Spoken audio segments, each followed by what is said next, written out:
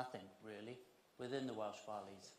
So, and being somebody who's actually been in hospital several times and in A&E 3 times in the last 8 days, I can tell you that the waiting lists are anything from 4 hours to 30 hours. I waited for this broken leg for 30 hours, and my mother waited 11 hours not being able to breathe in hospital. So for the Welsh Labour to say that it's actually 20 minutes and 4 hours out, it's a complete joke. So I just, yeah, there's much more I'd like to talk about, but I'm here to actually introduce the man himself, Mr. Nigel Farage.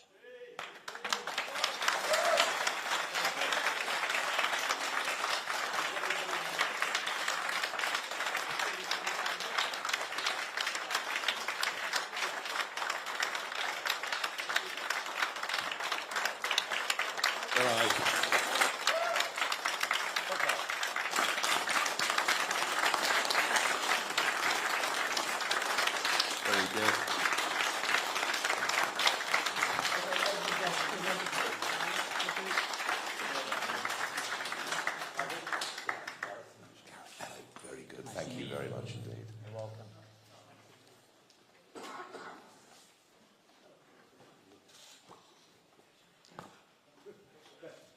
Good afternoon, everybody.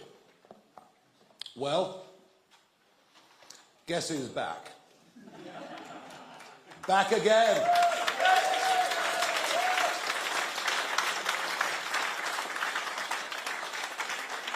I did not for one moment think I'd be standing here and doing this ever again, but I am, and I'm doing it. I come out of retirement, and I'm doing it because I genuinely feel that Britain is broken, that nothing actually works anymore, that we're broken economically as our national debt explodes, as our debt repayments are now over £90 billion a year, interestingly the same amount as the education budget. But of course it's that generation that are going to have to pay for all of our mistakes for years to come. I feel increasingly we're broken socially, and it doesn't matter what crime statistics the government quotes at us, we all feel less safe on our streets. And I think we've reached a point now where most crime even goes unreported. And I'm in absolutely no doubt that we are in decline culturally. We've begun to forget who we are, what our history is, what we stand for. We've put up with the minds of our children from a young age right through university, frankly, being poisoned about what this country is and what it represents. And all of this would be manageable if there were some clear political solutions. But I think our politics is perhaps as broken as all of the other factors that I've listed. And I was very struck over the last couple of weeks. I've been involved in 2 7-way debates with party leaders and main representatives, one on the BBC, one on ITV, which descended really into a shouting match between Penny Mordaunt and Angela Rayner. And yet, when you listen to what they were arguing over, it seemed to me that the more they argued, the more they seemed the same. We're going through a breakdown of trust in politics, where manifestos, one after another, can keep making the same promises, and no one believes now, frankly, a word that they say, which is why today, specifically, is not a manifesto launch. Because if I say to you, manifesto, your immediate word association is lie. And that is, I think, wholly unsurprising. There are also many millions of people out there, not just disappointed over manifestos, but a lot of Brexit voters, millions of Brexit voters out there, genuinely disappointed. They believe that by voting for Brexit, and actually the reason we saw the turnout on the scale that we did, is that we'd actually get a grip on mass migration into Britain. We'd get back proper control of our borders, and none of that's happened. In fact, the very opposite has happened So there are feelings of disenchantment there as well. They, of course, also run through our millions of small businesses who thought, well, at least the regulations, at least the rules will get easier. Some people say to me, well, Nigel, that's a failure of Brexit. Oh, no, it isn't. It's a failure of a sovereign government to implement the will of the people and, indeed, its own manifesto. And I also think there's a complete lack of leadership. I'm not, going to say personally abusive things about Keir Starmer or Rishi Sunak. I'll leave that to the rest of the establishment to be rude about me, because I couldn't care less. It doesn't matter. I'm pretty used to it. I've even got used to people throwing things at me, but there we are. But there is a lack of leadership. People actually need some sense of being inspired, some sense of believing there's somebody up at the front that believes in what they say, says what they believe, and is going to show a way forward for the country. And I don't believe we have any of that either. So I've come back into this because I think there is now the most enormous gap that exists between the two big Westminster parties. And I say Westminster because it is very much Westminster and Oxford University thinking that dominates these parties. A huge gap between that and the conversations that I hear being had by families and people around the rest of the country. I could see it before the Brexit referendum. I can see this huge gap between our political class and the people. And the Brexit result, the shock of that result, showed us that it existed. I now believe that gap to be even bigger than it was before that referendum back in June 2016. So we've chosen to launch our contract with you. Now look, we are not pretending that we are going to win this general election. We are a very, very new political party, and we would have much preferred this election to take place in October or November. I personally was a bit crestfallen initially by what Rishi Sunak said when he announced July the 4th, but we are running very fast to catch up. And I genuinely believe that our campaign now has some momentum around the country. We've seen that in some of the opinion polls, and particularly encouraging and a rapidly increasing number of young people, and I'm talking the 18 to 24 year age group, are now coming to reform UK's cause. So this is not something with which we're going to govern the country. That's not possible in this election. Although this election is, for our party and for me, the first important step on the road to 2029. Our aim and our ambition is to establish a bridgehead in Parliament and to become a real opposition to a Labour government. And I say that because I can't see Sir Ed Davey providing real opposition, because actually on many fundamental policies, the Liberal Democrats and Labour, frankly, don't vary very much. And I certainly can't see the Conservatives providing opposition, because they don't agree on anything. They spend most of their days arguing among themselves, and they're split down the middle when it comes to policy. They're certainly split down the middle in terms of their attitude towards me. Goodness gracious. You had Suella Braverman virtually proposing political marriage over the course of the weekend, whilst at the same time, Lord Cameron, goodness me, they dragged him back. Talk about back again, crikey. And we had Lord Cameron generally being fairly abusive. And that sums up where the Conservative Party is. So we're a party that knows what we believe in. We get the fundamental principles of what we're about. We believe in the family. We believe in community. We believe in country. We know exactly what we believe in. And our aim is to provide clear, consistent and growing leadership during the course of the next Parliament. But not just in the Parliament, around the country too. And it's my aim that we turn this into a big, genuine, mass movement of people. And I believe that that is actually highly achievable. So we've chosen to launch our contract in Wales, which seems highly, highly appropriate. After all, Labour have been in power here since 1997. So perhaps there are some lessons that we can learn from 25 years of Labour government in Wales that are perhaps what we might be looking forward to in just a few weeks' time when Sir Keir Starmer becomes our Prime Minister. In Wales, taxes are higher.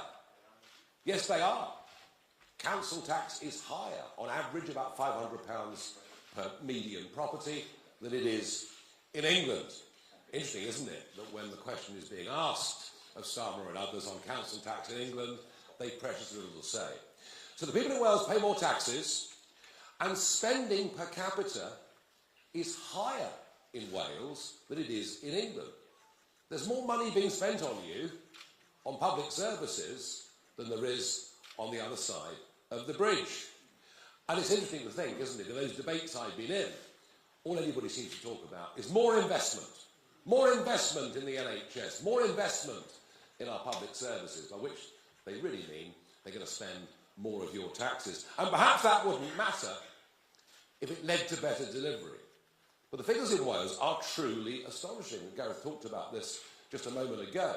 You know, waiting times in Wales on the NHS are exactly 50% longer than they are on the other side of the bridge. Education, which has drifted in Wales rapidly in a leftward, PC, woke direction, and you can just look at the OECD tables on English, mathematics, any subject you like, you'll see that Wales has fallen further behind England. Not personally that I believe England's very good. And a Labour government in Wales reduces your freedoms, reduces your choices, ends right to buy and many other schemes which damage aspiration, particularly for young people who want to get on. And of course, the crowning glory of 25 years of Welsh government in Wales, the imposition of 20-mile-per-hour speed limits. Well, it led, didn't it, to one of the most astonishing petitions you've ever seen. The percentage of Welsh people that signed that petition. Well, I mean, I've never seen a petition actually quite like it, although, of course, we're rather used to all of that with UNES and Mr Khan up at the other end of the country in London. So it gives us some idea that in terms of outright policy, Labour's not very different to the Conservatives. It's just more incompetent. It just wastes even more money than Conservative governments do. But here's the point about things going so badly wrong in Wales over 25 years. There's been no proper, clear, consistent opposition voice. Frankly, the Conservatives in the Senate have been feeble, to say the very least. And that is the argument. Wales really gives us the perfect example of what I'm talking about. We need to have good, strong opposition that can mobilise people in very, very large numbers. So we know what we stand for, we know what we're for. We're for controlled borders, we're for promoting genuine economic growth. We're for helping the little guy. You know, millions of men and women out there trying to get on, trying to do their own thing, and yet a Labour and Conservative party that only ever listen to the giant global corporates. We're about trying to restore some trust in politics. You might dislike what we say. You might not want to vote for what we say, but at least we do say what we mean. And we want to have an absolutely radical rethink of the way in which our public services are run.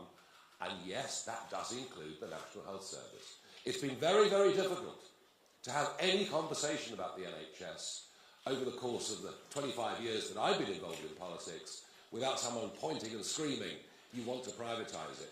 All we want is an NHS that is free at the point of delivery that actually works. And how we get there, frankly, I don't think most people could give a damn about. So they're the things that we're going for.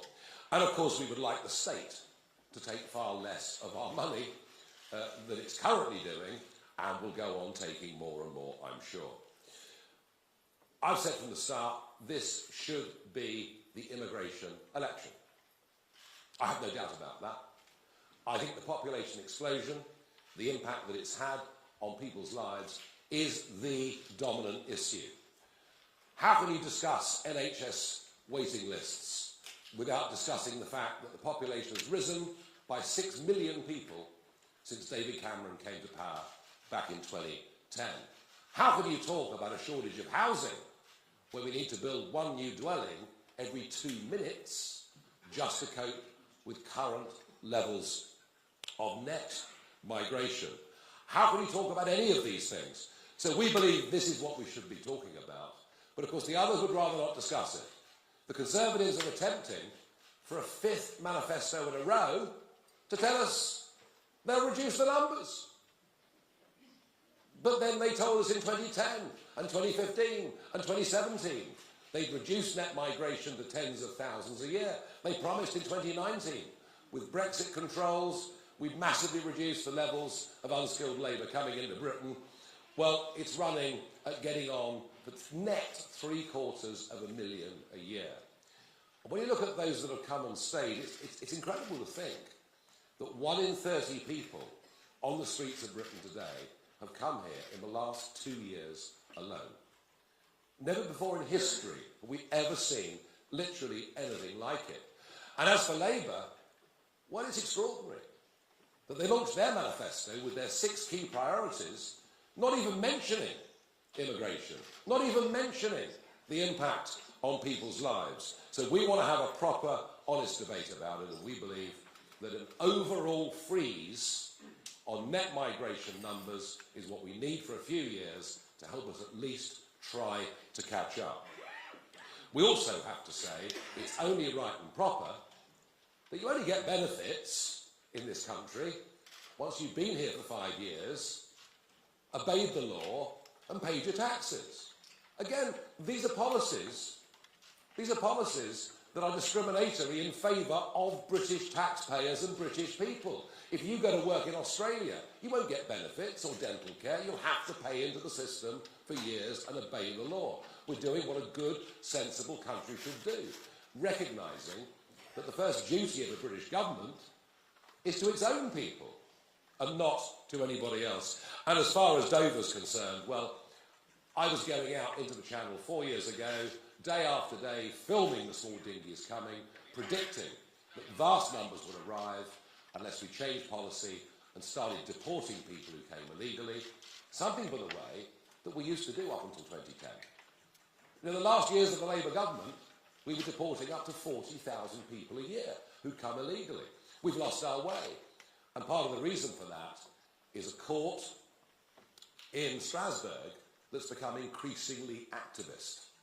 They've even interfered recently with the Swiss government, telling them they have an obligation under international law to maintain net zero policies. Well, the Swiss government have decided to ignore them, but we think the only way to really fully restore sovereignty, to decide who can come in, who can stay, is by leaving that European Court of Human Rights. It is completely out of date. It's not serving the purpose for which we signed up to back over 70 years ago. But of course, this all leads on to the cost of living crisis. Rents are up by, on average, 20 to 25% across the whole UK since 2021 alone. Is it any wonder, with an exploding population, that rents are going up? So a freeze on the overall numbers would at least begin to reduce the pressure. And of course, one of the biggest bills that families face, and the lower your overall income is, the bigger this particular bill matters, it's energy. It's energy. It's whether you're filling your car or whether you're paying for your heating. And we have been following net zero policies, championed by Mrs May, enthusiastically embraced by Boris Johnson, and now being virtually copied by the Labour Party. We're pursuing net zero policies that are self-destructive. Just look at what it's doing to industry.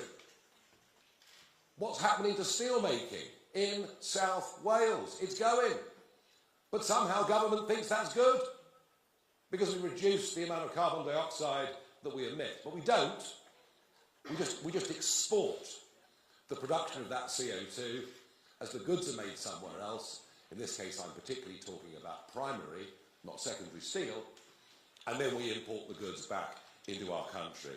So we want to get rid of the subsidies that are paid to green energy companies by loading taxes on the electricity bills of everybody in this country, and we've been doing this now for the best part of 20 years. But we also have to try and find out a way that people can be better off. National government, opposition, much of the media seems to want to bow down to the god of GDP. Our gross domestic product rose last year. Isn't that great? Well, if you massively increase the population, it's perhaps not surprising, with more people, that the overall size of the economy would grow. But here's the key.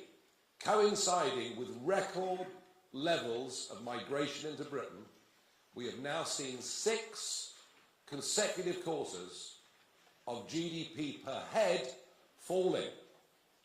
We're getting poorer. The mass import of cheap, unskilled foreign labour may work for your big multinational company who want as cheap a labour as possible and couldn't give a damn about the social consequences, but it's not working.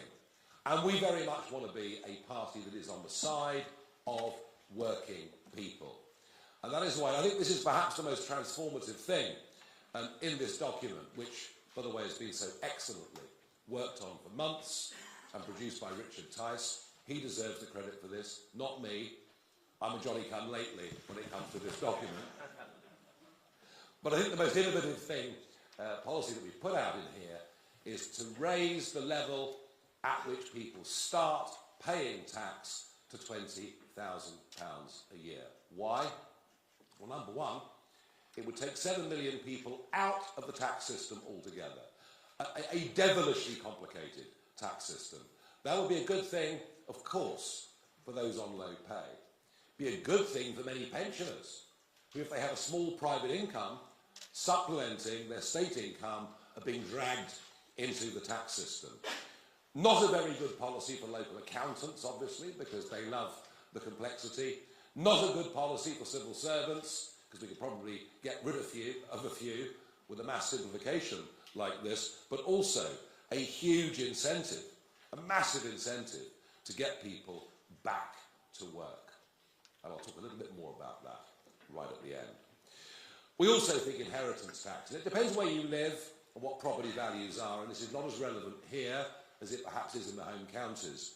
But, you know, an average semi-detached house in South London is now, when the parents die, attracting, you know, inheritance tax. This was never designed for people in the middle. It was always designed for those at the upper income scale. So we go to £2 million on an estate before anybody paid inheritance tax. So simplification matters to us.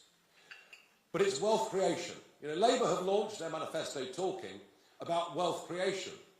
But I didn't see a single thing in there that would create wealth.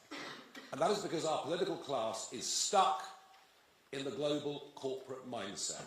I saw this in 20 years in Brussels, where it was the influence of big businesses with their lobby that dominated the way, totally dominated the way that politicians thought.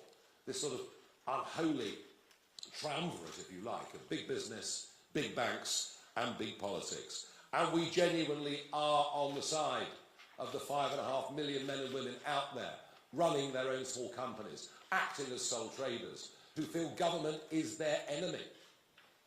And it's their enemy whatever the colour of the rosette.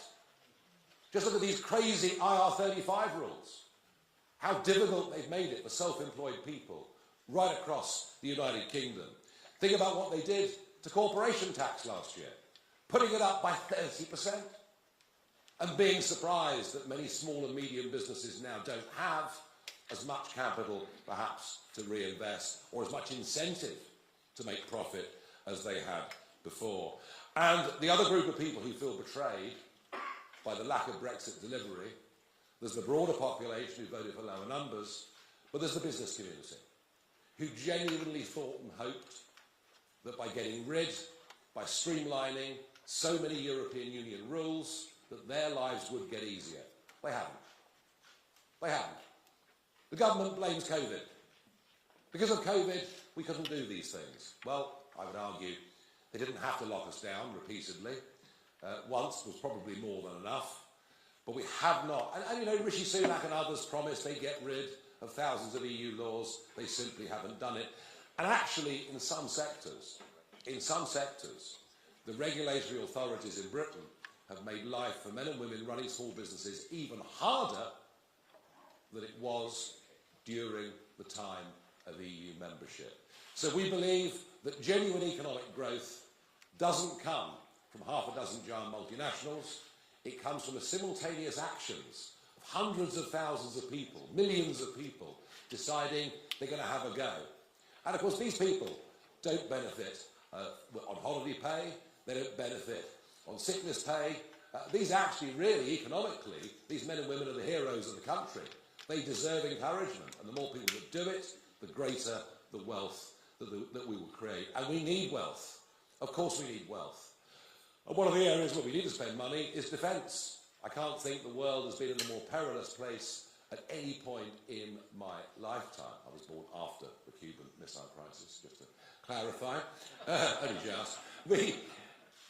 And frankly, this balmy idea of saying we're going back to national service. Oh, no, we're not. All we're going to do is take 30,000 young people and at vast expense give them a year's training. What we ought to be doing is saying, look, there were 100,000 people in the army in 2010. There were 72,000 people in the army now. Let's not recruit 30,000 part-timers. Let's actually recruit 30,000 people full-time to be in the services, and a similar principle, of course, would apply across the Navy and the Air Force. And in terms of expenditure, look, we think government should push on to 2.5% and then 3% of GDP as quickly as they possibly could. I think we've neglected defence very, very badly.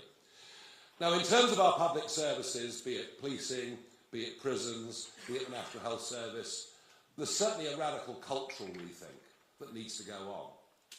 I've been fascinated going around the country in the last couple of weeks, talking to people, parents particularly, about their real fear of knife crime. Growing fear of knife crime. And this is not from the 18 pluses, it's going right down in the teenage years. And we have no doubt that an approach to policing such as stop and search, and don't worry if you're called prejudice or you're doing something wrong, actually you'll save lives. We're going to have to get much tougher on low-level crime. And I mean shoplifting. I mean, can you believe it? You could all go out and shoplift, it's fine. Up to £200 you can nick and no one's going to prosecute you. So I think a different approach culturally across crime and policing. And with the big one, the NHS. Look, what we are going to campaign for is a genuine radical rethink. You know, we all grew up loving the NHS, being deeply grateful for the NHS. It was there and a fantastic thing. And I've been trying to make many of these arguments, actually, I've been trying to make for well over a decade, that we have to have a rethink. And I think perhaps back in 2015, when I led a different party in a general election, perhaps I was just a bit ahead of the curve. Perhaps I was saying things that people didn't want to listen to. But I get the sense that they are listening now. We are not getting bang for our buck, and there's a growing level of disenchantment that the health service simply isn't fit for purpose in the way that it, and not just the way that it used to be, the way that we want it to be. So let's look at other funding models. Let's look at how the French do it. Let's be radical in our thinking. And my final point's on benefits. Now, it's quite easy for those in work and working damn hard to say lazy scroungers on benefits. It's the sort of conversation you hear in the pub. But actually, there are a lot of people on benefits who do not want to be on benefits. They want to go back to work. But the system massively disincentivises this. Because if they work for more than 16 hours a week, they start to lose the benefits, and they'll lose more benefits than they'll earn in going out and getting money. There is a trap, a benefits trap. And that isn't good for people economically, and it certainly isn't good for people psychologically. And that is where raising the level at which we start paying tax to £20,000 a year really, really matters. This is something that would make work pay. That would make a massive difference to our societies, massive difference to nearly every one of our communities. And of course, for those on benefits, who see it as a holiday, quite extraordinary, isn't it? That you could have an online consultation and be signed off on the sick with depression. And that, by the way, I'm not knocking those that genuinely have mental health issues. Of course, I'm not. But what I am saying, it's ludicrous that that can happen with an online consultation. And we want to make it clear that for people that are thought to be fit and able-bodied, once they've had 2 offers of a job, if they don't take one of those jobs, they lose their benefits. And I think, again, that is something that working people would agree with. That outlines the broad principles of our contract. As a party, we're unashamedly patriotic. As a party, we believe that British history is a great thing and should be taught properly and with fairness and with balance. But as a party, we're radical. We're radical in terms of the way we want to change public services. We're radical in terms of the way the education system in this country needs to operate. We're radical in terms of our simplification of the tax system. We're radical in terms of our view on issues such as the electoral system, the House of Lords, our right to a referendum. And you can be both. You can be traditional and radical at the same time. Because we're proud of who we are, but we feel at the moment politics and government isn't fit for purpose. We want real, genuine change to give us a better, brighter and stronger future. And I promise you all, this is step 1. Our real ambition is the 2029 general election. But this is our first big push. I've been back in this job for a couple of weeks. I sense we're doing really rather well. Thank you. Now, thank you.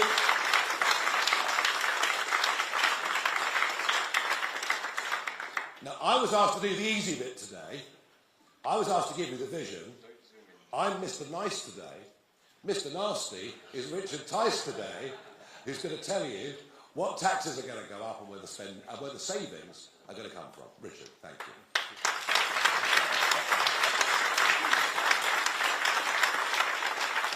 Thank you, Nigel. Thank you. Well, a very good afternoon. It's great to be here. Rarely been introduced as Mr. Nasty. So, all these bold plans, and they are exciting, and they are attracting huge appeal out on the stump. Something's going on out there. It's quite remarkable. Word is spreading about Reform UK, and as Nigel just touched on, some of these key policies are really gaining ground. So how do we pay for them? Well, I talked about some of it last Monday. But here's the thing. Lots of people in the media say, oh, it's unfunded tax cuts. No, let's get this real. It's unfunded spending.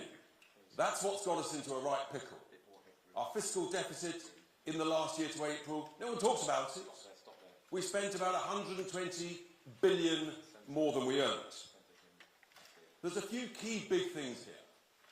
And unlike some of the other people in their plans, other parties, they're not honest with you about the costs and how you're going to pay for it. We are, because it's set out in this contract. So last week, I spoke about this issue of the Bank of England paying your taxpayers' cash on all the money that was printed. And it's about 35 billion a year based on current interest rates. It's quite hard to explain, but here's the point. It's about £700 per year. You know you're making progress when within 2 hours of finishing that press conference last week, I was attacked by none other than the lobby group for the big banks, the vested interests, who seem to think that they have a right, the big banks, to make big profits on the money that was printed to save them going bust. Really? Let me repeat. We are the real party on the side of the workers, not the Labour Party, what I call the cafe latte Labour Party, that's on the side of big business. So that's the first thing. When they printed all this money, They didn't tell us that when interest rates went back up, it would cost us an absolute fortune transferring our money to the big city banks. They didn't tell us that, but that's what's happened. Unfunded spending.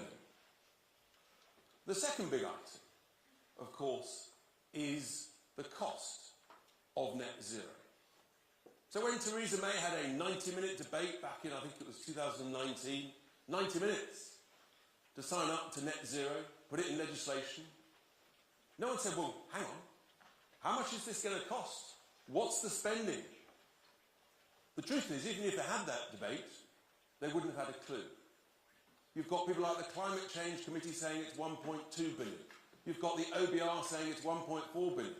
You've got the National Grid, perhaps being a little bit more honest, saying it's 3 trillion. Sorry, those are trillion numbers. The numbers are so big. 1.2 trillion, 1.4 trillion. The National Grid says it's 3 trillion. Impossible to work out what that means. 3 trillion, I mean, is it 100,000 per household? No one talked about this spending, the cost to get there. Apparently it's going to save the planet and therefore the cost is irrelevant. Really? This is real money. This is real cash. And it's all of our cash. And apparently it's going to be good for the environment. Well, where I'm campaigning to be elected, one of the big debates is the implications, the consequences, which is happening now all over the country, of this drive towards offshore renewable energy, but you've got to transmit that electricity. How are we going to transmit it? Oh, I know. Big 50-metre pylons going hundreds of miles across the English countryside. How's that good for our environment? And who's going to pay for it? So all of those who voted for this, they didn't tell us that, did they? They didn't tell us how much it would cost and how much it would blight the English countryside, our environment. How's that good for the environment? We reckon that if you scrap net zero, then the saving to the taxpayer every year for the next 25 years would be in the order of £30 billion per year. What is that? That's about £600 per adult. That's what that is. 600 quid per adult. So 1,200 quid for a two-person household every year, after tax. This is real money, it's your money, and they didn't tell you. They deliberately misled the British people about the cost implications of net zero. And as Nigel quite rightly said, all you're doing, you're not reducing global CO2, you're just shipping it somewhere else. And we're the mugs that are paying for it. And it's got to stop. And we're the only party that has the courage to say, this is unfunded spending, it's costing us a fortune, it's not going to save the planet, and it's got to stop. 30 billion a year. Now the third big item, and again some of the press will attack us, one of the mainstream broadcast journals, newspapers this morning tried to do an analysis of some of these costs.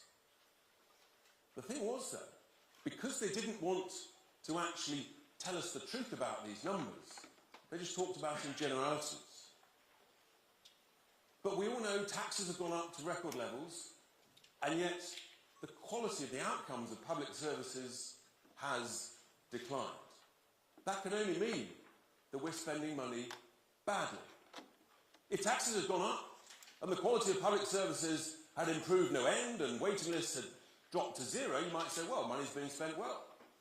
So when I talk about waste in public services, waste in public spending, particularly in things like the NHS, I always get contacted within a couple of days by nurses, anaesthetists, surgeons, doctors who say, Richard, thank heavens, someone is actually telling it as it is. The waste is everywhere.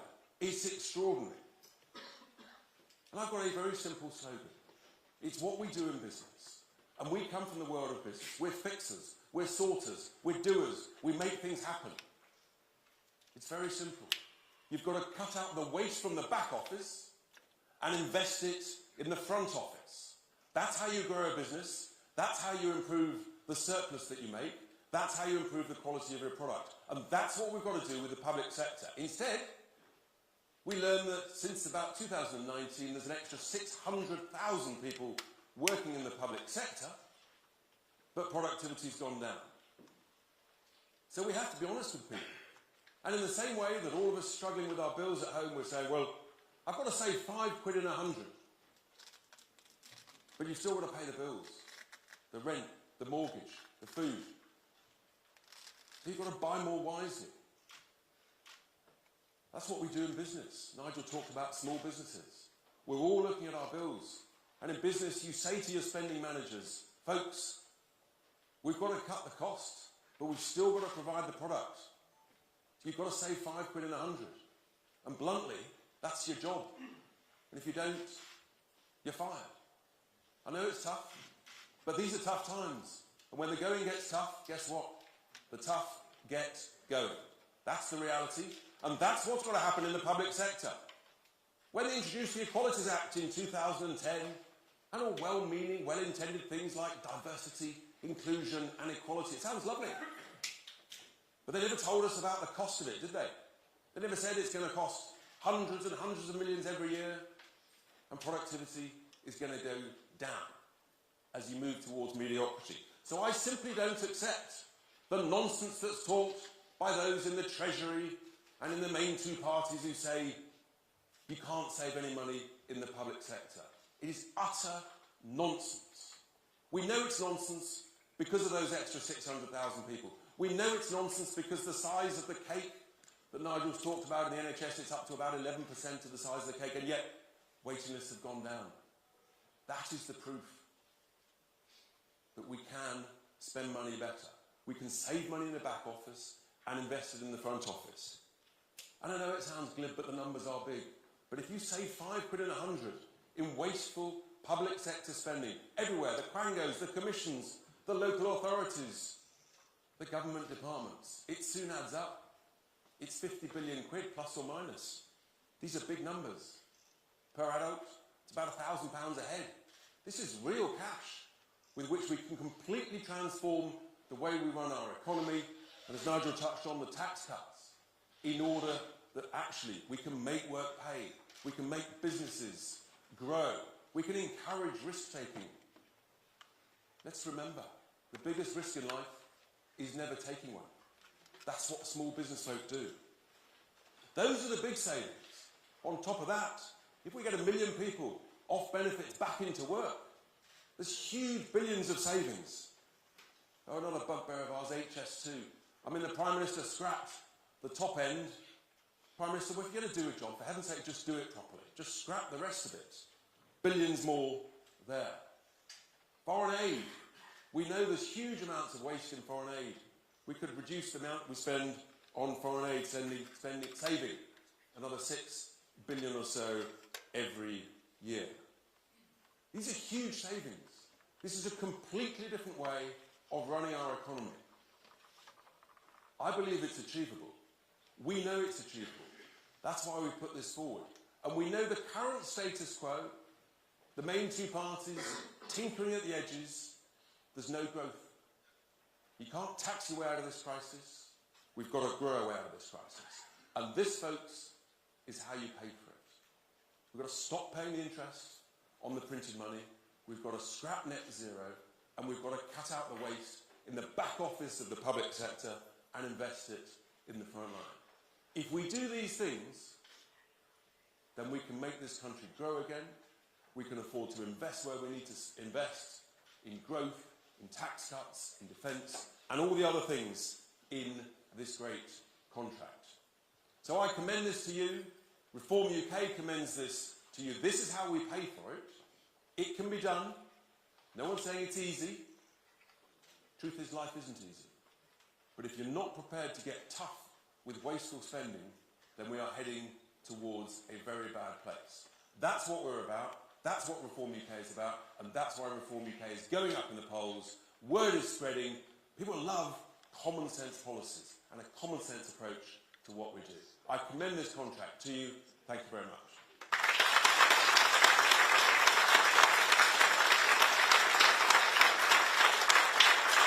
So, you've had the nice bit, you've had the challenging bit, and then the next plan is we're going to take some questions from the press. There are then one-to-ones. We're also going to, it's very important with a contract, A contract is not valid, of course, unless you sign it. So we will be signing the contract in due course. But Nigel, let's do some questions. So, who's first in the question?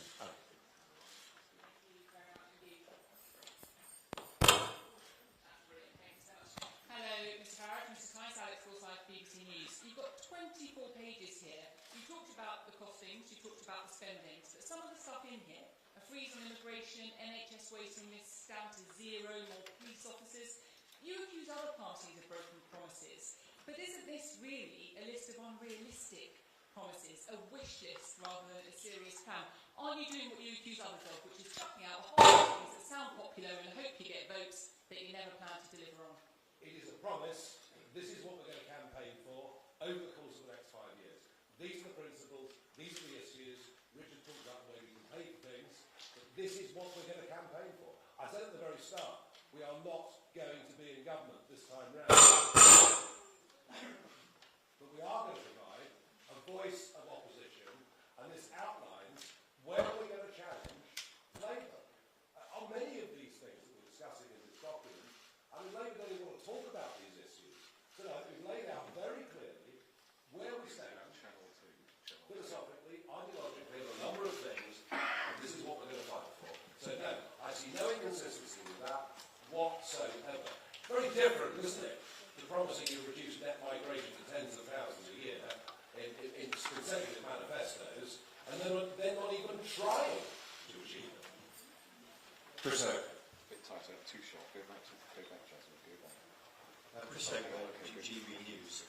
Two quick questions. You're here targeting Labour. You're here in Bertha Titbill. But why not such policies aimed at Tory voters? Describe for us a typical reform voter. And to Richard Tice, on page 23, it says that you'll bring up taxes 40% of GDP more than Labour. Why is that? Or is that, am I reading that wrong? Well, hang on a second. I mean, you talk about reform voters or reform members. A very large number of reform members are former members of the Labour Party. And they've been on that journey that millions did in this country, you know, from sort of 2010 on to now. I guess Lee Anderson being perhaps a very, very good example of that. And I think actually what we're talking about here in terms of giving those at the lowest end of the income scale, or those trapped on benefits, we're trying to find some answers, some solutions, some things we can campaign for, to try and make lives absolutely the best they can be for those at the bottom of the spectrum. Now, whether you regard that, Chris, as being a Labour policy or a Tory policy, I don't know. You can take the view that it's a right policy, it's the correct policy. I actually think that what's interesting is immigration, the subject, is always considered to be a right-of-centre debate across Europe. Increasingly, it's something that parties on the left of politics are talking about as well. So I don't think it's sensible to pigeonhole much of what's in there as being Labour or Conservative. But I do believe, as Richard said, there's an awful lot of common sense. And these are the things we're going to campaign for, and I think they're going to gain widespread, considerable public support. Thank you. Just on your second point, Chris, yes, there's a simple expression here, which is that smart tax cuts that create growth pay for themselves over and over and over. And if we get higher growth, then guess what? You get higher tax revenues. And the compounding effect of that over a 5 to 10 to 15-year period is absolutely massive. And there's not enough discussion in this country about the benefits of growth. And there's no idea from the mainstream parties about that. So what we put in there is an estimate. If you grow the economy by an extra 1 to 1.5%, then the extra revenues, tax revenues, would be about 10 billion. Look, that's the reality. We've got to talk about growth and the benefits. Who's next? Sam Coates. Sam Coates, Sky News. Mr Farage, in your contracts, you're proposing to spend an extra £141 billion every year. That's about 30 times the amount that Labour are going to spend, 10 times the amount the Tories, 3 times the amount that Liz Truss wants to spend. You did say that you weren't going to win the next election, but the scale of this is deeply unserious, isn't it? That's right, it's radical, it's fresh thinking, it's outside the box. It's not what you're going to get from the current Labour and Conservative parties who are virtually indistinguishable, frankly, from each other. Is this radical fresh thinking on economics? Yes. Is it radical fresh thinking on constitutional change? Yes. Is it very radical change on the way our education system is currently bringing up our young children? Yes. Britain is broken. Britain needs reform. That's what we're here for. That's what we're trying to do. And Richard has also suggested some very interesting radical changes to pay for it. We're unashamed to be radical. We want change. This isn't working, and nobody has got political arguments in this election. I mean, it's basically more of the same. It is going to be a Labour government. We all know that. I said that 2 weeks ago when I came back, when Richard passed me the ball or the hand grenade, whatever it was. And, you know, I said that 2 weeks ago, that Labour are going to win. This is about who the opposition is going to be. And what we're talking about, we're going to fight for over the course of the next 5 years. So, no, there's no rowing back from me, no apologies from me on this whatsoever. This would represent a fundamental transformational change within the British economy. But to be clear for those who are watching on the live stream, Sam, yes, there's some series of spendings, costs, but we also outline all of the savings that I've just touched on there. So it's very important that you look at both sides of the coin. It's not just, it's not working. People are getting poorer. Unless we change course, we are heading towards disaster. That's the point. Who's next? Yes. Hi, Amigo from Politico. I've got a question for Mr. Farage. One of the main criticisms of you is that it's all well and good being a kind of protest voice, because it's not that hard with governance, and even leading the opposition, like you're saying you want to do, is actually a much more complex thing. It requires delicate management, it requires negotiation and compromise. Although you might not like their decisions, Rishi Sunak and Keir Starmer, they both have experience running enormous, complex organisations that require some of that compromise and negotiation. What do you say to people who might like you and think that you talk a lot of sense, but don't believe that you've got the attitude or the skill for the compromise and management required to be an actual opposition leader or even PM rather than just a protester? All right, well, look, I think, you know, we all have our personalities. Yes, of course, I'm fairly decisive. I have an opinion. Doesn't mean I don't listen, doesn't mean I don't change my mind, doesn't mean I don't respect others, doesn't mean I can't work as part of a team. And many people I work with in politics, I've worked with for many, many years. So I understand the point about compromise. But equally, you know, you have to have a vision. You have to have a goal. And I've had that. I mean, this time 30 years ago, I was campaigning in the Eastleigh by-election in Hampshire. All right?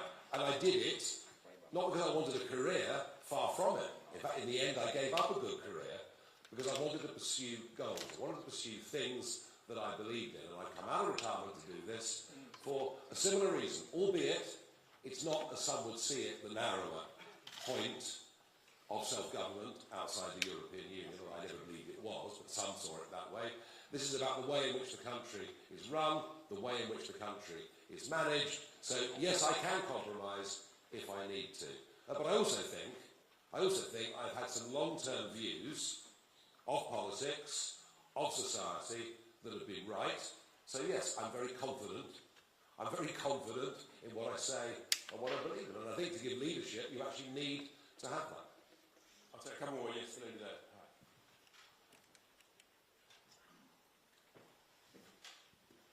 Hi, Catherine Jones from S4C. You're here today in one of Wales' most deprived areas.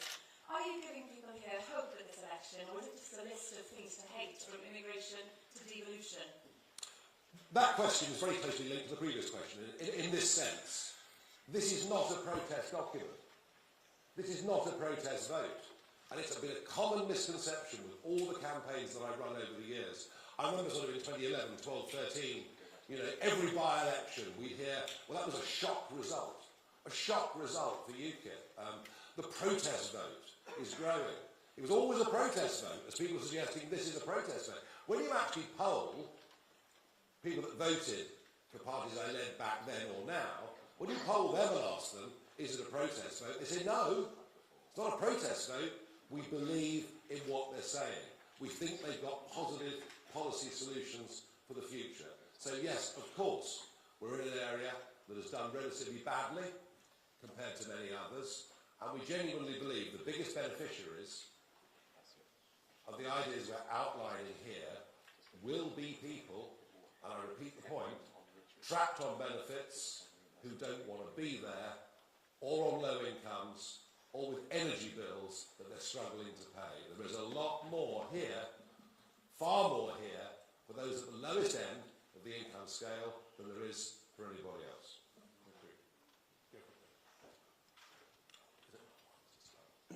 Hi, thank you. Gabrielle Nolan from Sky News. You say you want to find £50 billion of public sector waste every year. That's an enormous figure. Where exactly do you plan to find those savings? And is this just code for cuts to public services? Well, cuts to public sector, I mean, frankly, they're never in the office anyway, are they? I mean, it's work from home. Pop into Whitehall a couple of days a week. No, I mean, Richard's made the point at length, eloquently earlier. If you're running a company and things are tight, you say to your managers and middle managers, right, I'm sorry, this is the way it is. You've got to cut £5 and 100. In fact, in tough times, it might be £10 and 100, or £20 and 100. And you have to find a way of doing that without affecting the product that we're selling to the public. This is not unrealistic in any way at all. And the sheer bloating of the quangos, the bloating of the civil service that has taken place even since, well, let alone since 2016, since 2019, is just astonishing. And that's what we've had with the Conservative government.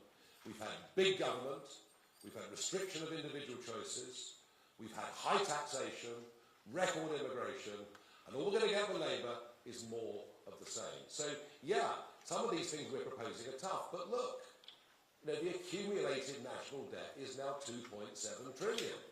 It was just under 1 trillion when the Tories came to power. We simply cannot go on like this. We're skint.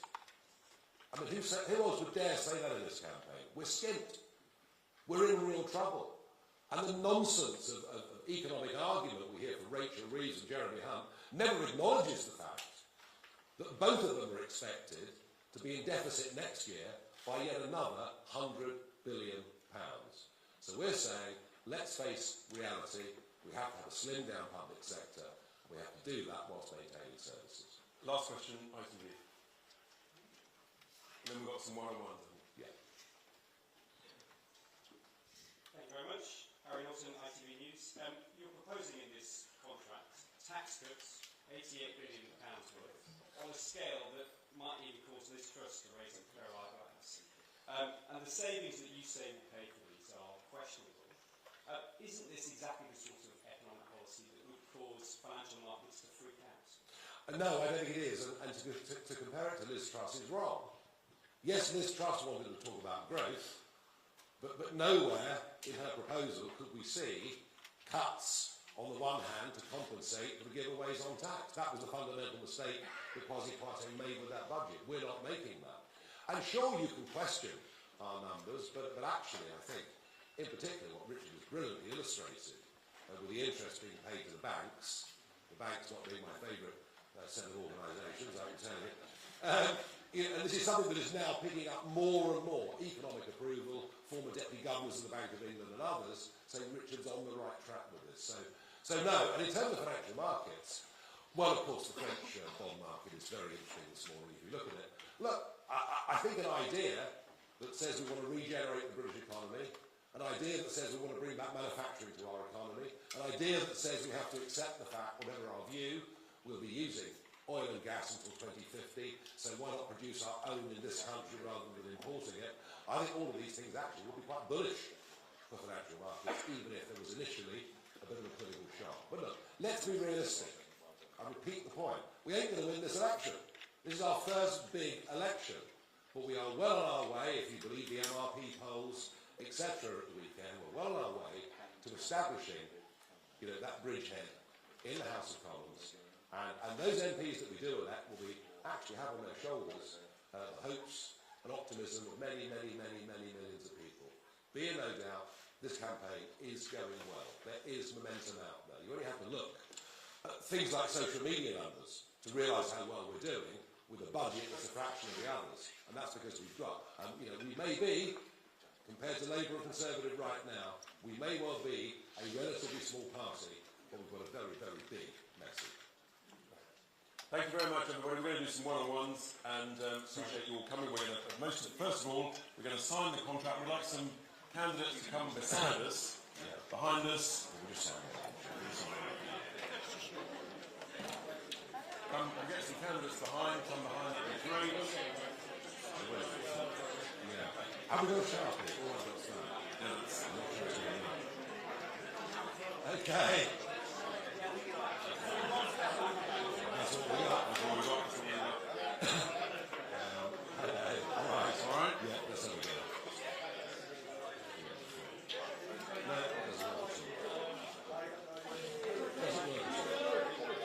The guild, smile the guild.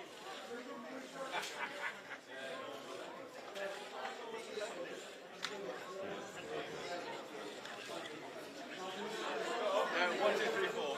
Give a branding. Yeah, okay. Thanks, Meg.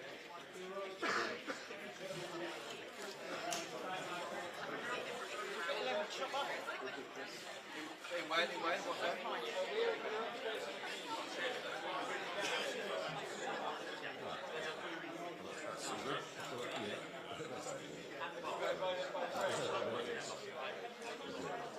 Right, okay, very good.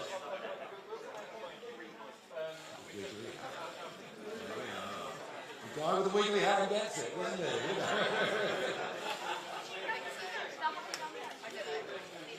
Great stuff. Very good.